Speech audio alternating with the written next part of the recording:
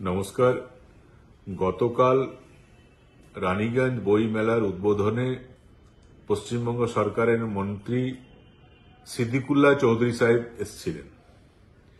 বিভিন্ন সংবাদ মাধ্যমে যে খবর প্রকাশিত হয়েছে সেটা দেখে জানতে পারছি যে তিনি তার যে দপ্তরের কাজ সেই কাজের বাইরে গিয়েও হিন্দুদের কিভাবে থাকা উচিত, হিন্দু ধর্মে কিভাবে চলা উচিত, কাদের হিন্দু ধর্ম নিয়ে কথা বলা উচিত, হিন্দু ধর্মের আচরণ নীতি রীতি কি হওয়া উচিত, এসব নিয়ে অনেক জ্ঞান দিয়েছেন। সিদ্দিকুল্লাহ চৌধুরী সাহেবকে বলি যে আপনাকে এই অধিকার কে দিয়েছে? আপনার যে দপ্তর, সেই দপ্তরে সারা পশ্চিমবঙ্গের গ্রন্থাগারগুলির অবস্থা এত খারাপ কেন সেটা নিয়ে আপনি সেদিকে মন দিন না। বিভিন্ন গ্রন্থাগারে যে ভ্যাকেন্সি আছে সেই ভ্যাকেন্সি কিভাবে ফিল আপ হবে সেটা দেখুন না।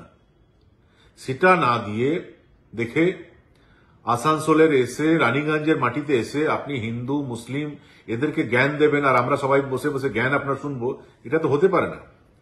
আসানসোলের হিন্দু মুসলিম সবাই জানে যে কিভাবে একসঙ্গে থাকতে হয়। আসানসোল শহরটার নামই হলো আসানসোল সিটি অফ ব্রাদারহুড।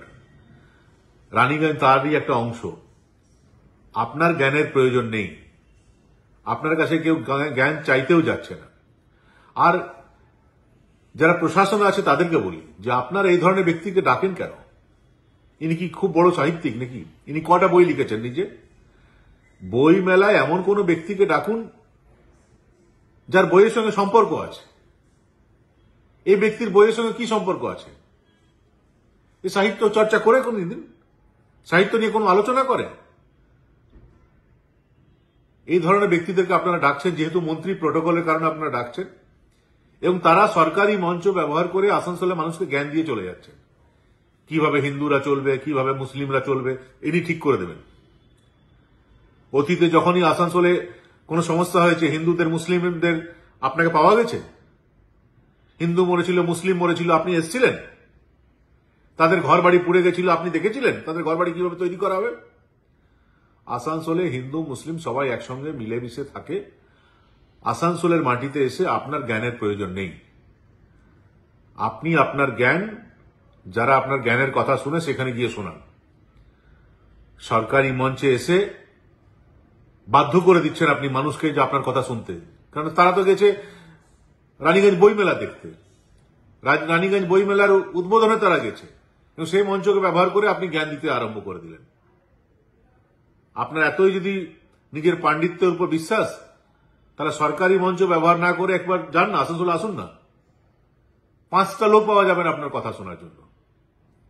এবং সরকারের প্রশাসনে যারা আছেন তাদের কাছে আমি বিনীত নিবেদন করব যে এই ধরনের ব্যক্তিরা বক্তব্য রাখার আগে তাদের যে বক্তব্য তারা কি বলতে চলেছেন তার আগাম একটা ইন রাইটিং আপনারা তার স্পিচের কপি আপনারা নিয়ে নিন এবং সেটা দেখে নিন যে সেটা ঠিক সেটা বলা যায় কিনা। যদি প্রয়োজন হয় সেটা সেন্সর করুন।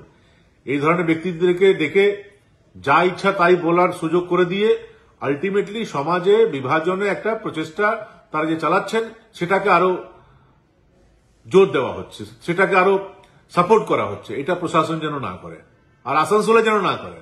আসানসোলে হিন্দু মুসলিমরা জানে, হিন্দুরাও জানে হিন্দু ধর্ম কিভাবে পালন করতে হয়, মুসলিমরাও জানে মুসলিম ধর্ম কিভাবে পালন করতে হয়। অন্য কারো হেল্পের দরকার নেই, অন্য কারো সাহায্যের দরকার নেই। আর হিন্দু ধর্মে কিভাবে আচরণ হবে, কিভাবে রীতিনীতি চলবে, কিভাবে পুজো হবে, কিভাবে নারায়ণ পুজো হবে, কিভাবে মকর স্নান করা হবে, সিদ্দিকুল্লাহ চৌধুরী সাহেব আপনি বলে দেবেন এসে। আমাদের বাবা ঠাকুরদা তার বাবারা তারা যে পরম্পরা আমাদেরকে শিখিয়ে গেছে, যেটা বলে গেছে, আমাদের ধর্মীয় গ্রন্থে যেটা বলা আছে সেটা আমরা মেনে চলবো। আপনার কথা শুনবো কেন? ঠিক একইভাবে আমরাও আমাদের মুসলিম ভাইদেরকে জ্ঞান দিতে যাব না। তারা কিভাবে নামাজ পড়বে তারা ঠিক করবে। ঈদের দিন তারা তাদের বাড়িতে ডাকবে, আমরা যাব, তাদেরকে শুভেচ্ছা জানাবো, তারা সেবাই খাওয়াবে, খাবো, চলে আসবো। তাদের ইন্টারনাল ব্যাপারে আমরা তো ইন্টারফেয়ার করবো না। যে মুসলিম ভাইরা কিভাবে নামাজ পড়বে, নামাজে কি বলবে না বলবে সেটা আমরা ঠিক করে দেবো। যে মুসলিম যারা ধর্মগুরু আছে তারা ঠিক করবেন। ঠিক একইভাবে হিন্দুরা কিভাবে চলবে না চলবে সেটাও হিন্দুদের যারা ধর্মগুরু আছেন, আমাদের যা রীতি আছে নীতি আছে সেটা নিয়ে চলতে দিন না। আপনাকে কে বলেছে মশাই জ্ঞান দিতে আসানসোলে? আগামী দিনে এই চেষ্টা যেন আপনি না করেন, এবং এটা যদি করেন তাহলে বিরোধিতার মুখে আপনাকে পড়তে হবে। ধন্যবাদ।